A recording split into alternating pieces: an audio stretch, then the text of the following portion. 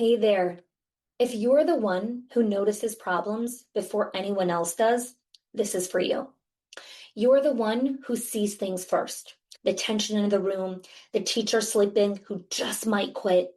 You're already tracking the consequences. Who will be upset? Who will push back? So even on days that look fine or feel calm, your body doesn't fully stand down. You go to sleep tired and you wake up already bracing. Not because today is chaotic or any day is chaotic, but because something could go wrong. And you know you'll be the one that's holding it. It's the responsibility that can sometimes feel crushing. You stay alert, reliable, and steady because you've seen what happens when things aren't held, when communications slip, when standards soften, when everyone assumes someone else will step in. And because you're so good at holding it, more of it finds its way to you, quietly, gradually, until no one sees how heavy it's become. This is not burnout, and this is not a discipline problem. It's what I call the invisible weight of leadership. If you see yourself in this, or even if your breath changed just a little bit, that's enough.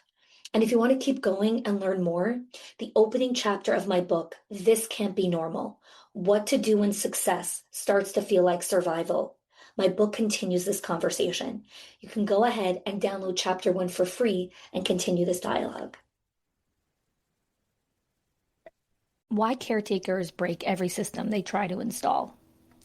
So I wrote my book, This Can't Be Normal, right? What to Do when Success Starts to Feel Like Survival, because for many leaders that I work with, and myself included, I thought the reason that my systems were not working was because the systems needed tweaking or my policies needed tweaking, right? I kept thinking like, okay, if staff call out and they keep calling out, well, I need a better attendance policy, right? Or if directors are being inconsistent and don't have accountability, I need a better Trello board. I need a better ClickUp board. I need to invest thousands of dollars with EOS. If communication is breaking down, it's because I need clear SOPs. If accountability is weak, it's, we need more training. We need more motivation. We need more perks. We need more bonuses.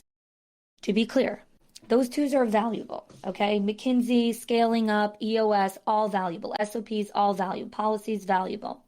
But there is a pattern underneath all of these things, okay? Leaders spend months and years, actually, building the most gorgeous systems in the world. And under pressure, they break them. Under pressure, the leader breaks their own gorgeous system that they spent years putting together. Years. Okay. They break their systems not because they're undisciplined or they're lazy or they're careless or whatever it is. They break it because they're caretakers. Okay. Leaders in education, early childhood, service-based roles. Okay. Caretakers are incredibly high capacity, capable people. They are the people who instinctively step in when something is about to fall apart. That's what I write about in my book, This Can't Be Normal, in chapter 1 of The Invisible Weight. Capable caretakers absorb tension.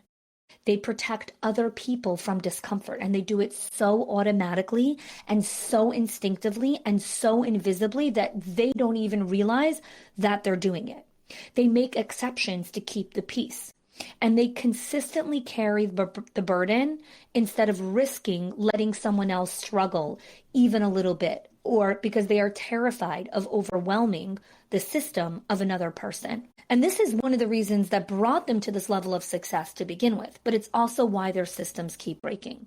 Because every single operating system, whether that's a call-out system, an accountability system, a check-in system, a system of what to do when staff come back after break, a system of what to do with enrollment, what to do with parent engagement, what to do with financials, what to do with money leaks, what to do with growth, what to do with enrollment, what to do with staff culture. Every single operating system will eventually have a moment where you need to have a consequence. Because a team member will call out for the third time. A director will miss a commitment. A parent will cross a boundary. Somebody will fail to do what they said they would do. And at that moment, you have two choices, or you think you have two choices, right? You allow the consequence to unfold, whatever you pre-decide as the consequence. And most leaders do not have pre-decided consequences. They have absorbing tension. Or you step in and absorb it. And most leaders instinctively step in to absorb it. They soften the response. They delay the conversation. They give another chance. They take on more work themselves. They protect the other person from the full impact of their behavior. And when they do that, they break the system. This is a big part of what I do when I work with clients one-on-one, or when owners book a 1-hour consultation with me. What I do in those consultations is I show them where they break their own systems, right? Owners that are running high capacity programs, like, no one here needs any more tips and tricks, okay? Especially in a world of AI, please don't hire people for tips and tricks. Like, that is the worst use of your time and money. You don't need tips and tricks. That is not what you're lacking in your life. Okay. You need to understand the patterns of your behavior and where you step in to break the system that you've already built. When I do consultations with owners, we look at the infrastructure in their school, and it's like, this is where you step into the system. This is where you unintentionally absorb impact and don't allow the full consequence to land. That is what you want to do with an actual human who can see patterns, who understands behavior, who's worked inside of the industry for 2 decades and looks at that level of intelligence. That's not something that AI can do with you. But going back to what I was saying earlier is, excuse me, leaders step in and break their own systems. So many leaders who implement EOS, SOPs, McKinsey, scaling up, all of these programs, okay, and install accountability tools and everything, okay, yet still feel like everything silently and invisibly depends on you, okay? That is an issue of a leader who's still functioning as the emotional and operational shock absorber of the building. There is no system that can hold if one person consistently intercepts consequence. So, if enforcing a standard breaks your operations, then you don't have a fully installed standard, right? If you continue to rescue people from consequences, you become the system, and eventually you break.